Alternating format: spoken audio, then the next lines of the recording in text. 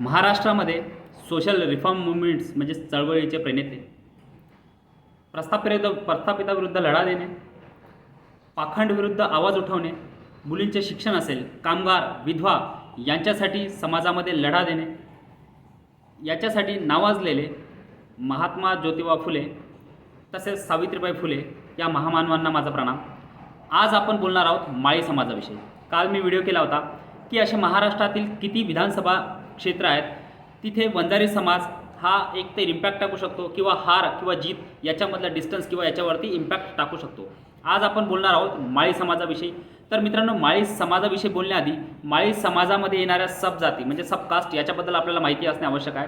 तर माळी समाजामध्ये जवळपास 20 ते 25 सबकास्ट येतात. त्यातली पहिली म्हणजे फुलमाळी, जिरेमाळी असेल, हदेमाळी असेल, सावतामाळी असेल, लिंगायत माळी असेल, अशा प्रकारच्या वेगवेगळ्या 20 ते 25 जवळपास सबजाती म्हणजे सबकास्ट या माळी समाजामध्ये येतात. तर मित्रांनो, माळी समाजाचे लीडर जर आपण काल विचार केला होता, जसं काल मी तुम्हाला सांगितलं की जवळपास 8 मेंबर ऑफ लेजिस्लेटिव्ह असेंब्ली असेल किंवा विधान परिषदेचे मेंबर्स असेल, असे 8 आमदार हे वंजारी समाजातून सध्या महाराष्ट्र विधान परिषद किंवा विधानसभेमध्ये आहेत. तशाचप्रमाणे 6 एकूण आमदार हे माळी या समाजाचे आहेत. त्यातले बहुसंख्य आमदार हे बीजेपीच्या बाजूने आहेत, म्हणजे बीजेपीकडून बहुसंख्य माळी आमदार हे विधान परिषद की विधानसभेमध्ये पोहोचले आहेत. तर मित्रांनो, जर आपण लीडर्स यांच्याबद्दल बोललं म्हणजे ज्योतिबा फुले होते, त्यानंतर सावित्रीबाई फुले, ज्योतिबा फुले हे इलेक्शनसुद्धा लढले होते. त्यानंतर आपण आजच्या माळी समाजातील लीडर यांच्याबद्दल जर आपण बोललो किंवा त्यांच्याबद्दल जर आपण भाष्य केलं तर प्रामुख्याने जे चेहरे आपल्यासमोर येतात त्यातलं पहिलं नाव म्हणजे छगन भुजबळ, जे सध्या ओबीसी आरक्षण बचाव या मोर्चेचे प्रणेते म्हणजे या मोर्चाला लीड करतायत. लक्ष्मण हाकेबरोबर उभे राहणं असो किंवा ओबीसी बचाव यात्रा काढणं असो किंवा ओबीसी आरक्षण बचाव या यात्रेसाठी छगन भुजबळ हे लोकांच्या जास्त नजरेसमोर आले आणि मनोज जरांगे पाटील यांची टीकेची धार ही नेहमी छगन भुजबळावरतीच राहते. आणि ज्या प्रकारच्या अश्लाव्य भाषेमध्ये मनोज जरांगे पाटील हे छगन भुजबळावरती टीका करतात हे आपण सगळ्यांनी बघितलं आहे. तर मित्रांनो, काही प्रमुख लीडर जर आपण माळी समाजाचे आज महाराष्ट्राच्या राजकारणामध्ये विचार केला तर त्याने प्रामुख्याने नाव येणारं छगन भुजबळ असेल. त्यानंतर राजू सातव, जे आता स्वर्गवासी राजू सातव एकेकाळी महाराष्ट्रात मुख्यमंत्री पदाचा चेहरा म्हणून सुद्धा त्यांच्याकडे बघितलं जात होतं, ते राजू सातव. रुपाली चाकणकर, ज्या सध्या अजितदादा पवार यांच्या अजितदादा पवार यांच्यासोबत आहेत. तसेच वुमन जी कमिशन आहे त्याच्यासुद्धा ते अध्यक्ष आहेत. त्यानंतर अमोल कोल्हे, जे आता second time member of parliament हे झालेत आणि त्यांनी शिरूर या मतदारसंघामध्ये दुसऱ्यांदा विजय मिळवला आहे. तर अशा प्रकारचे एकूण प्रामुख्याने लीडर हे महाराष्ट्र राजकारणात माळी समाजातून येतात. तर मित्रांनो, प्रस्थापिताविरुद्ध लढा देऊन माळी समाज हा समोर येतो. शेतीसाठी प्रसिद्ध असलेला माळी समाज म्हणजे आजही तुम्ही जर गेले तर माळी समाजाची जी शेती एकदम सुपीक, सुंदर आणि स्वच्छ असेल ती माळी समाजाची शेती असं आपण त्याला कन्सिडर करतो.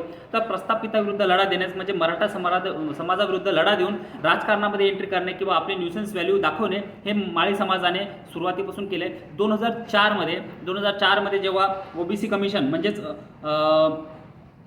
2004 मध्ये जेव्हा ओबीसी रिझर्वेशनचा ॲक्ट बनला म्हणजे ओबीसी दाखले हे लोकांना वाटण्यात आले, त्यानंतर प्रॉब्लेम सुरू झाला. त्यानंतर ओबीसी दाखले ज्यांच्याकडे आले त्यामुळे मराठा समाजाचे भरपूर लोक होते ज्यांना ओबीसी दाखले मिळाले.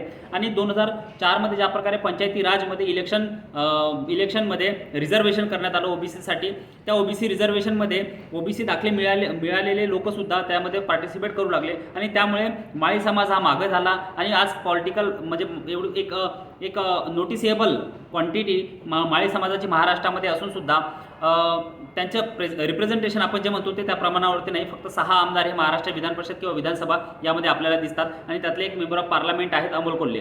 तर मित्रांनो, खांद्याला खांदे लावून लढणारे जर काही समाज प्रस्थापिताविरुद्ध आज महाराष्ट्राच्या राजकारणात असेल किंवा महाराष्ट्रामध्ये असेल, त्यातले जे माधव समीकरण आहे माळी, धनगर, वंजारी हे जर ठरले, परत तेली समाज असेल किंवा अजून छोटे मोठे समाज जे प्रस्थापिताविरुद्ध लढतात, खांद्याला खांदे लावून लढतात आणि ज्या प्रकारचं जातीय समीकरण माधव, माळी, धनगर, वंजारी हे गोपीनाथ मुंडे यांनी तयार केलं होतं हे आपल्या सगळ्यांना माहिती आहे. तर मित्रांनो, आज मी तुम्हाला असे काही मतदारसंघांचे नावं सांगतोय. मी आकडेवारी काढली नाही, कारण की आकडेवारी जर काढली तर ते परत थोडंसं लेंदी काम होतं. पण महाराष्ट्रातले असे जवळपास 60 मतदारसंघ आहेत ज्यामध्ये माळी समाज हा एकतर डिसाइडिंग फॅक्टर आहे. म्हणजे माळी समाज हा हार किंवा जीत हे डिसाईड करू शकतो. हा प्रत्येक ठिकाणी माळी समाज हा 30 ते 40 हजार एवढ्या क्वांटिटीने तिथे अवेलेबल आहे. एवढे मतदार माळी समाजाचे तिथे अवेलेबल आहे. त्यातलं जर आपण जिल्ह्यानुसार जाऊ, पुण्यामध्ये जर बघितलं तर हडपसर पुरंदरमध्ये जवळपास 15 ते 20% माळी समाज तिथे आहे. आता ज्या भागामध्ये 15 ते 20% माळी समाज राहतो म्हणजेच एक समाज राहतो आणि बाकी जर समाजांची साथ मिळाली तर नक्कीच तिथे एक विनिंग कॉम्बिनेशन तयार होतं. तर हडपसर, पुरंदर, खेड, आळंदी, भोसरी, त्यानंतर दौंड, इंदापूरमध्ये तर माळी समाज एवढ्या मोठ्या प्रमाणावरती आहे की तिथे माळी समाजच मॅक्झिमम म्हणजे डिसाईड करतो की तिथे जिंकेल कोण आणि हारेल कोण. त्यानंतर बारामतीमध्ये सुद्धा धनगर समाजानंतर जर सेकंड डॉमिनंट कास्ट कोणती असेल तर ती माळी समाजाची कास्ट आहे. मराठा सुद्धा तिथे मोठ्या प्रमाणावरती आहे, पण माळी सुद्धा तिथे नोटिसेबल अमाऊंटमध्ये माळी समाज सुद्धा बारामतीमध्ये वास्तव्य करतो. मित्रांनो, त्यानंतर नगरमध्ये जर आलो आपण तर कर्जत जामखेडमध्ये सुद्धा मोठ्या प्रमाणावरती माळी समाज आहे. त्यानंतर श्रीरामपूरमध्ये तर आमदार माळी समाजाचे एकेकाळी होते, पण त्यानंतर जे प्रस्थापिताविरुद्ध लढा देता येता प्रस्थापित म्हणजे जे काही कुटुंब राजकारणामध्ये फेमस आहेत ते कुटुंबांची प्रामुख्याने ती सीट झाल्यामुळे आज माळी समाजाचा तिथे आमदार नाही. त्यानंतर पारनेर आणि राहाता इथे सुद्धा माळी समाजाचा एक मोठ्या प्रमाणावरती मास बेस आपल्याला दिसून पडतो. त्यानंतर नाशिकमध्ये येवला, जिथून स्वतः छगन भुजबळ हे आमदार आहेत, तर येवला मतदारसंघामध्ये जवळपास तिथला डिसाइडिंग फॅक्टर्स हा माळी समाज करतो. तिथे जिंकण्याची मार्जिन असेल किंवा हरण्याची मार्जिन असेल तर ही माळी समाजच डिसाईड करतो. त्यामध्ये नांदगाव, त्यानंतर मालेगाव आणि नाशिक पूर्व इथे सुद्धा चांगल्या क्वांटिटीमध्ये नोटिसेबल मतदार हा माळी समाजाचा आहे. त्यानंतर जालनामध्ये आपण पसूर असेल, त्यानंतर मंठा असेल, इथे सुद्धा मोठ्या प्रमाणावरती माळी समाज आहे. जवळपास 30 ते 40 हजार मतदार हे माळी समाजाचे तिथे वास्तव्य करतात. त्यानंतर सोलापूर जर मध्ये आलो तर सोलापूरमध्ये सांगोलामध्ये धनगर मोठ्या प्रमाणावरती आहे. हो, नक्कीच धनगर आहे, तिथे सगळ्यात मोठी कास्ट आहे. त्यानंतर धनगरा खालोखाल माळी समाज हा सांगोल्यामध्ये मोठ्या प्रमाणावरती आहे. तर मित्रांनो, त्यानंतर आपण विचार करू माळशिरसमध्ये डॉमिनंट माळी समाज आहे, तिथे जिंकण्याचं कॉम्बिनेशनच माळी समाज क्रिएट करतो. त्यानंतर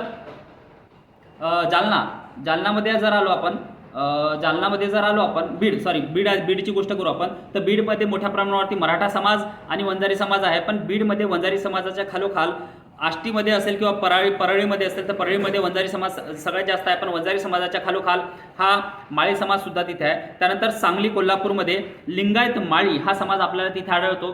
लिंगायत माळी जे मेनली कर्नाटकमध्ये आपल्याला आढळतात, तिथे जे लिंगायत होक्कालिंगा आणि ज्या प्रकारच्या कास्ट तिथे आढळतात त्यातल्या लिंगायत माळी हा कोल्हापूर, सांगलीमध्ये आपल्याला आढळतात. मुंबईमध्ये रायगड असेल, चौकशी व पंचकशी समाज हे जे माळी समाजाच्या उपजाती आहेत, तिथे त्या लोकांची क्वांटिटी किंवा नोटिसेबल अमाऊंट तिथे सुद्धा मुंबईमध्ये सुद्धा आहे. हिंगोलीमध्ये कळमनुरी नंतर औंढा नागनाथ इथे या जे मतदारसंघ आहेत याच्यामध्ये माळी समाजाचा प्रभाव मोठ्या प्रमाणावरती आहे. औरंगाबादमध्ये कन्नड असेल, अक्कलकोट असेल, त्यानंतर फुलंब्री असेल, इथे सुद्धा माळी समाज मोठ्या प्रमाणावरती आहे. मित्रांनो, हे जे मी आकडे काढलेत किंवा हे जे मी क्वांटिटी सांगतोय तुम्हाला, हे मतदारसंघ सांगतोय, ते मतदारसंघ मी इलेक्शन कमिशनच्या साईटवरून घेतले. परत मी तुम्हाला एकदा सांगतो, तर याच्यामध्ये तुम्हाला काही क्वांटिटी असेल किंवा फिक्स क्वांटिटी माहिती असेल की कोणता समाज मोठ्या प्रमाणावरती आहे, तर तुम्ही मला नक्कीच कमेंट बॉक्समध्ये सांगू शकता. आणि कमेंट्स बॉक्समध्ये जर तुम्ही अशी इन्फॉर्मेशन शेअर केली तर नक्कीच माझं पण ज्ञानवर्धन होईल आणि लोकांना सुद्धा कळेल की कोणत्या भागामध्ये किती समाज आहे आणि कसं विनिंग कॉम्बिनेशन बनू शकतं. हे जे माधव पॅटर्न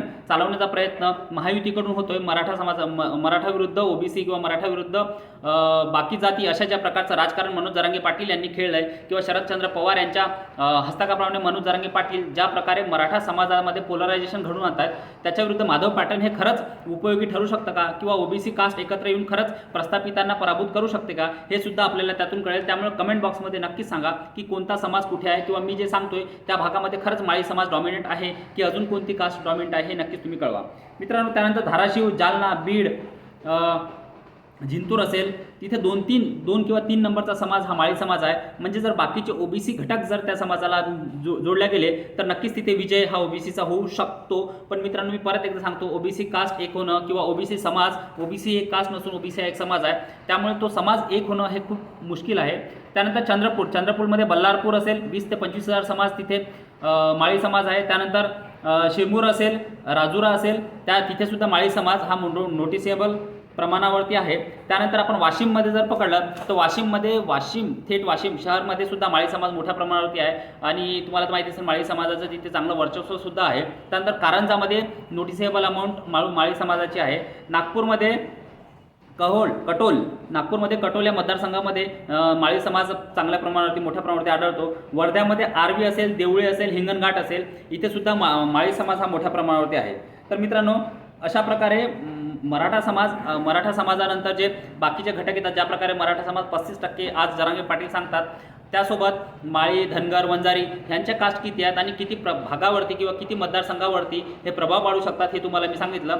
तर मित्रांनो, काल मी वंजारी समाजाबद्दल बोललो होतो, आज माळी समाजाबद्दल बोललो. येणाऱ्या व्हिडिओजमध्ये मी बाकीचे समाज जसं धनगर समाज असेल, मराठा समाज असेल, त्यांच्याबद्दलही सांगेल की ह्या समाजाचे खरंच किती मतदारसंघ आहेत, की ते जिंकण्याची मार्जिन किंवा हारण्याची मार्जिन किंवा जीत आणि हार हे डिसाईड करू शकतात. तुमचं ओपिनियन याबद्दल वेगळं असू शकते, तर तुमचं ओपिनियन नक्कीच कमेंट बॉक्समध्ये सांगा. आणि एक त्याला म्हणतो की एक शिस्तप्रिय भाषेमध्ये, इथिकल लँग्वेजमध्ये तुम्ही नक्कीच हे कमेंट बॉक्समध्ये सांगा. आणि मी नक्कीच जर तुमचं करेक्ट इन्फॉर्मेशन असेल तर त्याला ॲक्नॉलेज करेल आणि हार्टसुद्धा देईल. माझा व्हिडिओ बघितल्याबद्दल धन्यवाद. प्लीज माझ्या व्हिडिओला चॅनलला लाईक, शेअर आणि सबस्क्राईब करा. थँक्यू. नक्कीच तुमच्यासमोर एक नवीन व्हिडिओ घेऊन लवकरच येईल. धन्यवाद.